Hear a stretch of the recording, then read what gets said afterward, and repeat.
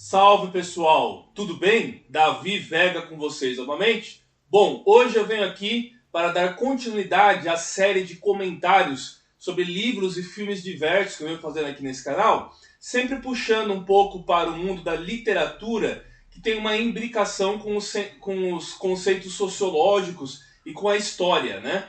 Como naturalmente teremos hoje no livro que eu vou falar, um livro que virou filme, e eu vou me basear mais no filme do que no livro.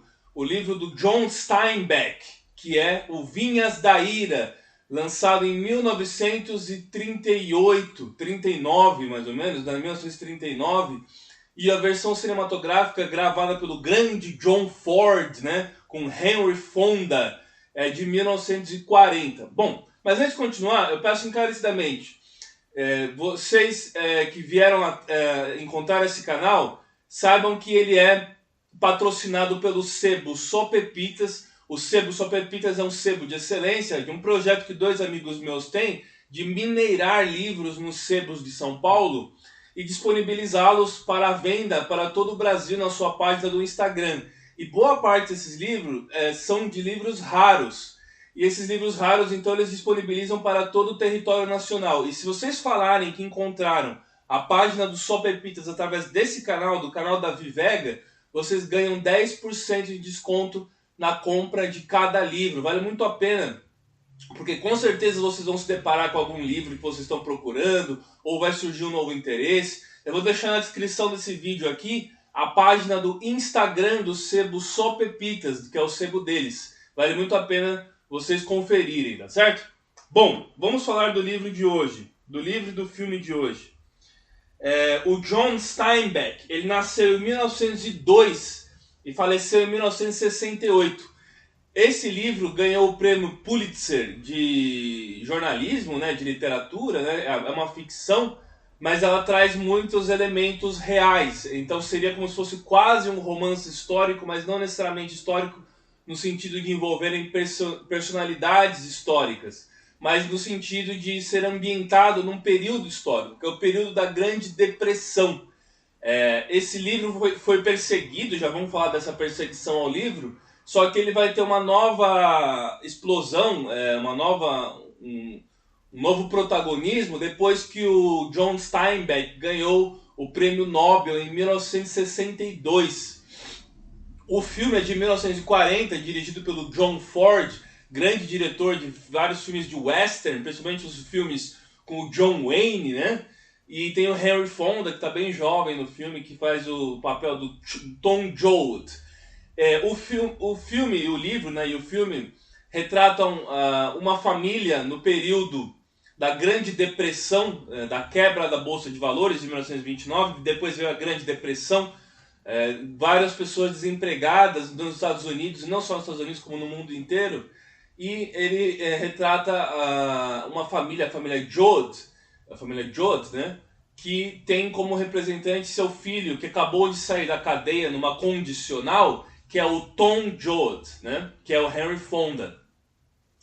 Então no começo do filme ele está voltando para casa e ele encontra a sua casa, só que ele percebe que sua família não está mais morando na sua casa. E ele encontra um amigo de muito tempo que está ali por meio daquelas bandas, daquelas terras. Eles são uma família de Oklahoma, vale lembrar muito bem disso, que eles são uma família de Oklahoma.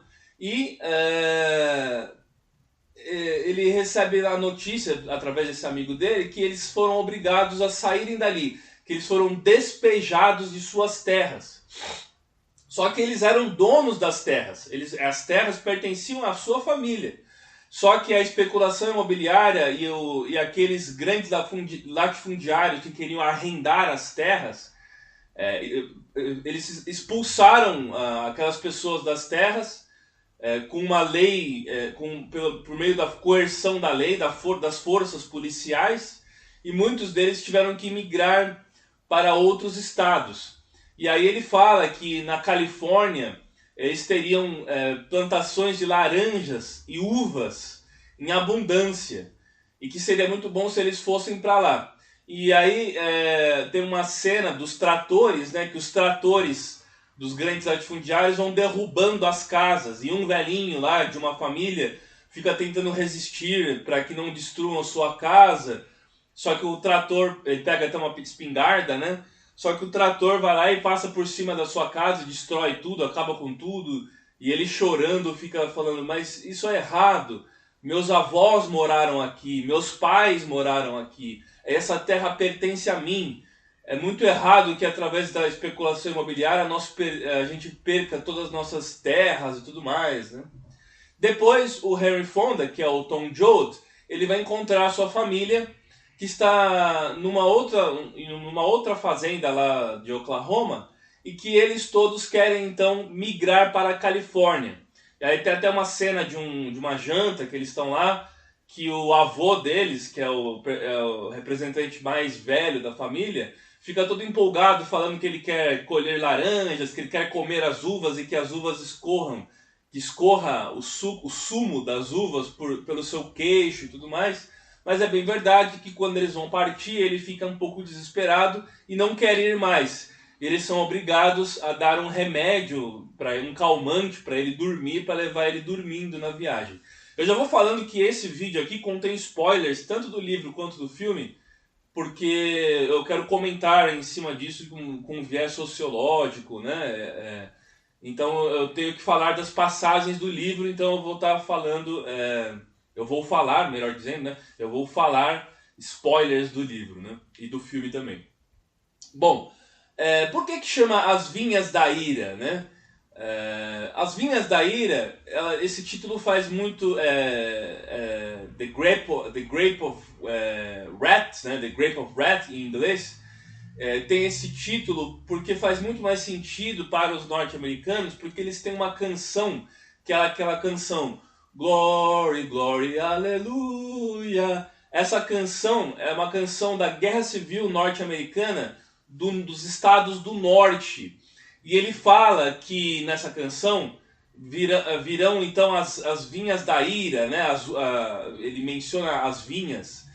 E que essa menção está na Bíblia, né? No Novo Testamento, no último livro do Novo Testamento, que compara as almas humanas a cachos de uvas. E um anjo viria com uma foice para romper, para cortar essas almas, esses cachos de uvas, e serem pisoteadas, igual quando você pisoteia para fazer vinho, né? Aquela que eles colocam naqueles tonéis, né? Na Itália, na Espanha, eles recolhem as uvas e colocam nos tonéis, na França também, né? E as pessoas vão pisando nos cachos para fazer vinho, né? Seriam então as almas esmagadas no Apocalipse. Eles seriam esmagadas igual as uvas que seriam feitas, as vinhas, né? As uvas que seriam feitas para fazer o vinho, né? E essa canção fala sobre isso. E é uma canção militar dos estados do norte, é uma canção dos estados da União. Vocês sabem que na Guerra Civil Americana lutou, na secessão, né? Lutou os estados do sul, que era a favor da escravidão, e os estados do norte, que eram mais progressistas, que eram representados pelo Abraham Lincoln, né? Que queriam o fim da escravidão, né? Bom, então a família Joad, eles vão então rumo ao Vale das Salinas, na Califórnia. É um vale onde teriam muitas frutas e tudo mais, né? Tem um certo momento do filme que eles vão colher pêssegos, né? E principalmente as frutas são pêssegos, laranjas e uvas, se não me engano maçãs também, né? E eles são chamados de Okies, né? De uma forma pejorativa, porque grande parte deles partiram de Oklahoma, né? Para outros estados. E na Califórnia eles são chamados de Okies, de uma forma pejorativa, parecido com o termo baiano aqui em São Paulo para as pessoas que vieram do Nordeste, né? Ou o termo Paraíba no Rio de Janeiro para as pessoas que migraram do Nordeste. Então é muito interessante a gente saber que nesse filme, tanto no livro quanto no filme, retrata também os pau de araras que existiram nos Estados Unidos também, e os boia-frias que existiram nos Estados Unidos também, né? Eles eram meeiros eram como se fossem aqueles jornaleiros que nós chamam na Espanha, que trabalham, que são agricultores que ganham por trabalho pelo dia que eles trabalham, né? Os jornaleiros trabalham e ganham o dia, né? E eles ganham naquela época apenas 5 centavos por dia, né? O filme ele foi acusado de ser comunista porque ele é um filme que retrata e até mesmo através desse título, As Vinhas da Ira, que é de uma música, de uma canção nacionalista da Guerra Civil Espanhola, desculpa, da Guerra Civil Norte-Americana, né? Espanhola não. Uma canção nacional, uma canção patriótica da Guerra Civil Norte-Americana. Ele faz uma denúncia que nos Estados Unidos, com todo aquele patriotismo, a pátria do progresso, a pátria do iluminismo, vamos dizer assim, você teve problemas de desigualdade social e que você tinha também pessoas miseráveis, né? E o curioso é que recentemente eu vi um documentário no YouTube de pessoas na crise norte-americana que estão morando nos seus carros. Muitas delas, inclusive, saíram dos seus estados e estão morando em estacionamentos, como se fossem grandes acampamentos, e porque perderam suas propriedades, não conseguiram continuar pagando a hipoteca ou o aluguel, e estão morando nos seus carros. E é muito parecido com esses norte-americanos, essas famílias norte-americanas, da Grande Depressão, né, que houve nos anos 30 nos Estados Unidos. A Grande Depressão tentou ser corrigida pelo regime do New Deal, que era do Franklin Delano Roosevelt, né, o presidente Roosevelt, que foi a intervenção estatal na economia, tentando reduzir os danos do desemprego e da inflação. E nós tivemos isso no Brasil. Eu lembro da minha avó nasceu no interior de São Paulo, minha avó brasileira, né, da parte da minha mãe, nasceu no interior de São Paulo. Eu lembro, quando ela era viva, dela falando do Getúlio Vargas, que eles trabalhavam em roças de café, meu avô e minha avó, né? E que ela lembra que o Getúlio Vargas deu ordem para que se queimassem muitas roças de café. E essas queimas dos cafés e de jogar fora o leite também, né? Ele fez isso para regularizar os preços. Foi uma forma de intervenção estatal para regularizar os preços, parecido com o que aconteceu com o New Deal. Mas muita gente considera o New Deal como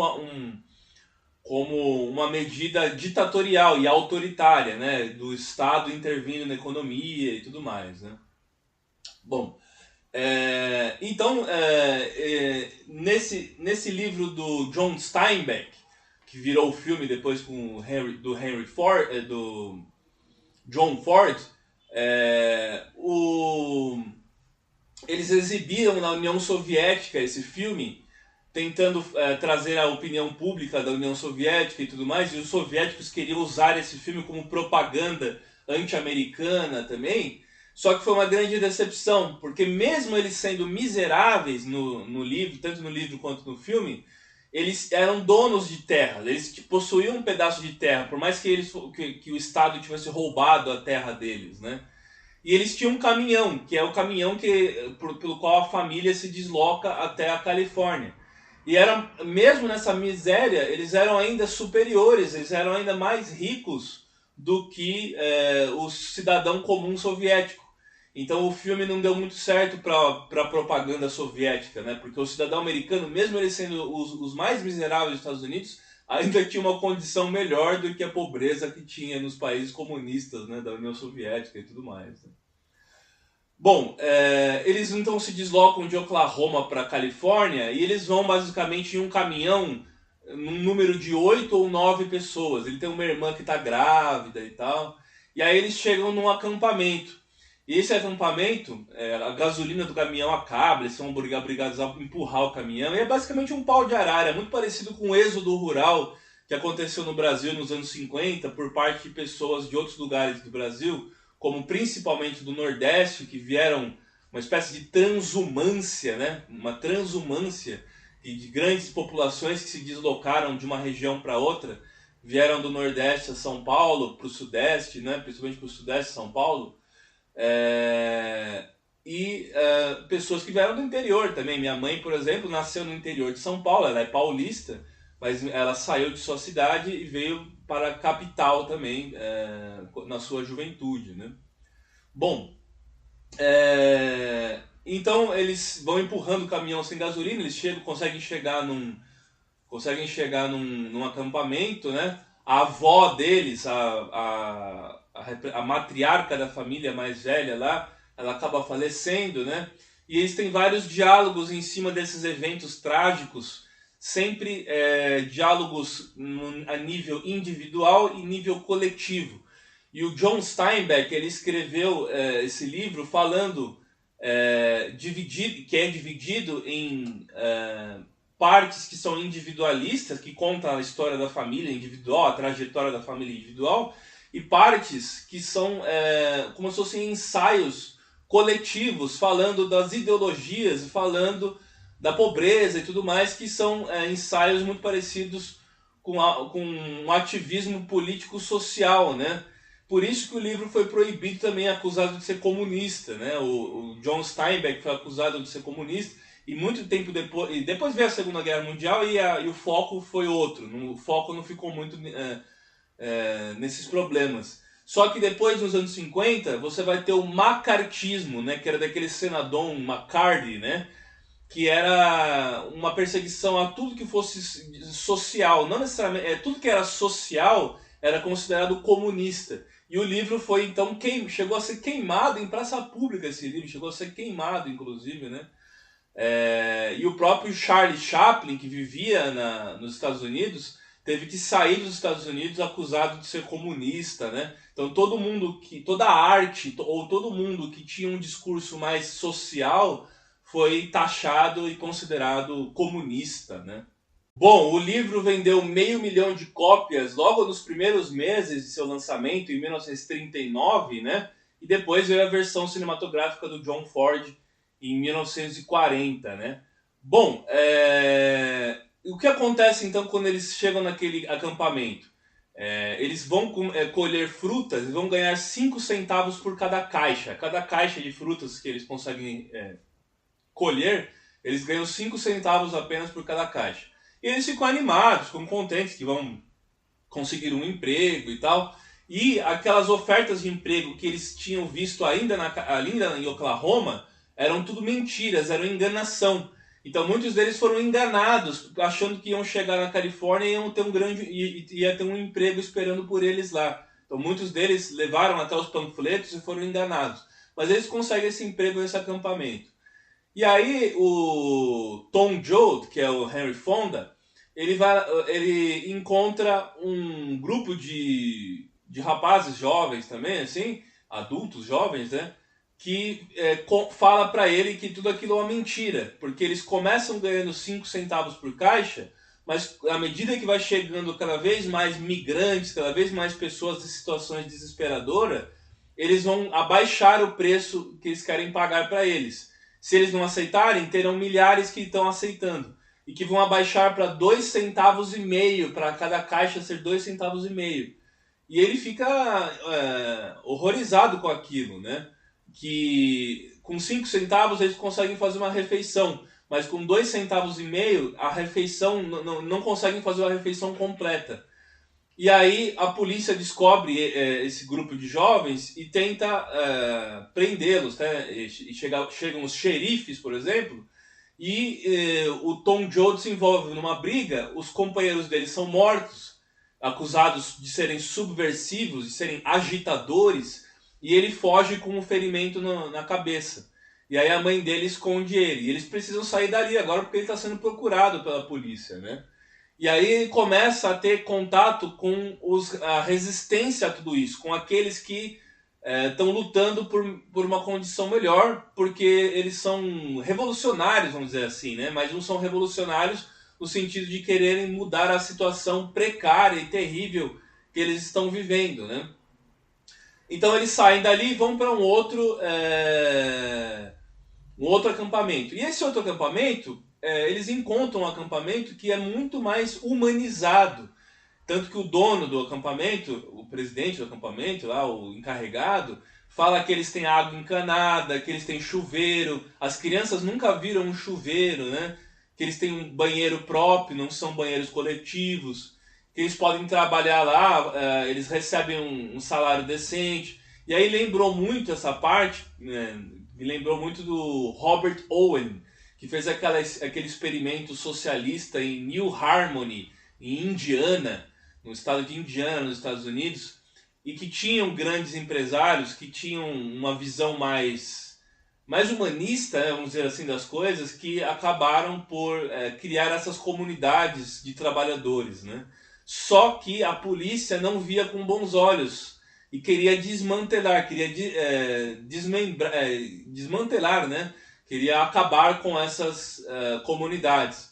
E aí a polícia tenta invadir, colocando alguns topos, né? Alguns espias, né? Espiões ali no meio daqueles operários, para forjar uma rebelião e ter um motivo, uma razão deles chegarem lá e acabarem com tudo aquilo. Só que eles conseguem descobrir a tempo, né? Então ele vai começando a desenvolver um sentimento revolucionário nele, né? Ele começa a ver as injustiças do Estado, que não tem interesse que aquelas pessoas consigam mudar de vida e que eles devem sempre viver na miséria, né? Não é interessante para que haja a ascensão daquelas pessoas, né? O livro foi polêmico, acusado de ser comunista e perseguido, inclusive sendo banido e queimado em praça pública nos Estados Unidos, né? E o John Steinbeck, ele conviveu com muitas famílias que perderam tudo, que também perderam pela especulação imobiliária, seu pedaço de terra e tudo mais. Então ele escreveu com muita propriedade isso, né? Por isso que o livro ele é mais profundo, mais completo que o filme, mas traz uma veracidade muito forte como de alguém que basicamente viveu tudo aquilo, né? Bom, eu tenho um vídeo aqui no canal falando sobre o distributismo. O que é o distributismo? É aquela ideia inclusive do Chesterton, que é baseada na Rerum Novarum, que era a encíclica do Papa Leão XIII, que defende que todo mundo deve ter um pedaço de terra. Tanto a coletivização das terras, ela concentra as terras na mão de uma minoria, quanto o capitalismo também vai concentrar a propriedade na mão de uma minoria. E que o ideal seria o distributismo. Tem inclusive aquele livro do Gustavo Corsão, se não me engano, 2 ou 3 alqueires e uma vaca, né? Que ele se inspirou muito no Chesterton e é a figura distributista mais famosa do Brasil. Então essa ideia do distributismo, ela surge depois da Revolução Industrial, quando teve um grande êxodo rural de pessoas que se deslocaram do campo para os grandes centros urbanos e formaram favelas, né? Londres, por exemplo, Manchester, Liverpool, tinham moradias irregulares, milhares de pessoas vivendo em condições insalubres, né? Assim como temos no Brasil ainda hoje, né? E os católicos então defenderam uma volta para o campo, onde eles tivessem melhores condições no campo e também pudessem ser donos de suas terras, pudessem ter pequenos pedaços de terras. Não é o latifúndio, porque o latifúndio ele ganhou uma visibilidade maior com a agricultura mecanizada, e no filme mostra os tratores destruindo as casas e tudo mais. Esses tratores representam a agricultura mecanizada. E aí eu lembro do meu pai, que ele nasceu numa província espanhola chamada León, que era agrária, e ele, na sua infância, era de uma família de campesinos. Meus avós eram campesinos, camponeses. E ele falou que hoje um trator faz o trabalho de 100 pessoas. Então 100 pessoas perderam o emprego, porque um trator faz o trabalho de 100 pessoas. E é o que acontece com a agricultura mecanizada do Brasil. As ligas camponesas do Francisco Julião, que lutou por reforma agrária e tudo mais, elas hoje seriam um pouco obsoletas, porque a agricultura praticamente toda ela é mecanizada, né? Se fala em agricultura em larga escala, né? Então o que acontece é que o distributismo seria um meio termo entre tudo isso. E eu defendo muito essa ideia de distributismo, né? Vou deixar na descrição desse vídeo o link para um vídeo que eu falo sobre o distributismo com base na obra do Hilaire Belloc, né? Que foi um distributista britânico-francês, né? Bom, e esse filme, As Vinhas da Ira, dizem que o Steven Spielberg queria fazer uma nova versão, né? Em 2013 parece que ele estava negociando de comprar os direitos autorais para fazer uma nova versão. Seria legal, né? Dependendo de como ficaria a nova versão, seria legal uma nova versão do filme. Mas a versão de 1940, eu acho que ela continua sendo insubstituível, né? É a versão mais completa e mais fidedigna da obra mesmo, né? Bom, outra analogia bíblica que dá para se fazer tanto com o livro quanto o filme é que esses retirantes, esse êxodo rural proporcionou nas pessoas um sentimento igual aquele sentimento dos hebreus ao deixarem o Egito em busca da terra prometida, guiados por Moisés, que abriu o Mar Vermelho e levou todas aquelas pessoas para a terra prometida, a Canaã. E é muito parecido entre essas pessoas que deixaram Oklahoma em busca da Califórnia, como se a Califórnia fosse a terra prometida. E os Estados Unidos têm uma história de fundação muito semelhante, que foram aqueles puritanos que foram expulsos da Inglaterra, eram perseguidos religiosos, que cruzaram o Atlântico e chegaram nos Estados Unidos como se os Estados Unidos fosse a terra prometida. Inicialmente formaram 13 colônias na costa leste, depois teve a marcha para o oeste, né? Mas aquelas 13 colônias elas foram formadas por puritanos, por religiosos que encararam e povoaram os Estados Unidos, e até a ideia de América depois, ela vai ser muito defendida por aqueles que migraram em busca de um paraíso, né? Em busca de uma terra prometida, né? Tivemos coisas meio parecidas com a imigração no Brasil também, embora seja um pouco diferente, porque o Brasil não foi um país que se vendeu como América mesmo, né? Muitos que chegaram no Brasil foram enganados, pensando que chegariam nos Estados Unidos e vieram para a América do Sul, né? Para Brasil, Argentina, para esses países, né? Mas, de certa forma, tivemos um grande número de imigrantes que também fizeram o Brasil, fizeram a América, e que vieram nessas condições de uma vida melhor, como se eles estivessem imigrando para a Terra Prometida, né? Bom, então o Tom Joad, ele percebe as injustiças, né? E se envolve numa briga contra esses xerifes, contra esses policiais que querem desmantelar o acampamento, e quando finalmente eles encontram um acampamento, uma situação um pouco mais justa para eles, né? E aí tem dois diálogos do filme muito interessantes, que é o diálogo que ele tem com a mãe dele, quando ele fala que para a mãe dele que ele está partindo, ela fala, não, você vai partir, né, não sei o que, ele fala, eu estarei sempre com vocês, sempre quando tiver um oprimido se levantando contra o opressor, sempre quando tiver alguém lutando pelo coletivo, resistindo bravamente às injustiças, eu estarei lá, eu estarei aí. E denota a sua formação, seu despertar revolucionário, né? Tem um momento do filme que eles estão trabalhando numa cerca, né? Fazendo uma cerca lá, e um dos integrantes ali do acampamento conta para eles que a polícia estava querendo desmantelar o acampamento para combater os vermelhos, né? Os vermelhos, vocês sabem, eram os comunistas, eram os bolcheviques do exército comunista da União Soviética, e ele não sabe o que é vermelho, né? E ele fala, mas quem são esses vermelhos? Eu ouço falar toda hora sobre esses vermelhos, os vermelhos, mas quem são os vermelhos, né? E isso vem mostrar pra gente que nos Estados Unidos também tiveram comunistas e socialistas nos Estados Unidos também, né? Tanto que tiveram vermelhos lá. E você sabe que desde a tradição do John Reed, que escreveu Os 10 Dias que Abalaram o Mundo, ele foi o criador do Partido Comunista norte-americano, inclusive está enterrado na União Soviética, se não me engano, que foi um grande líder, inclusive soviético. Então, os Estados Unidos, embora fossem em menor grau, a gente sabe disso, né? É mais raro esses movimentos acontecerem por lá, principalmente nessa época, ele também teve os seus comunistas lá, né?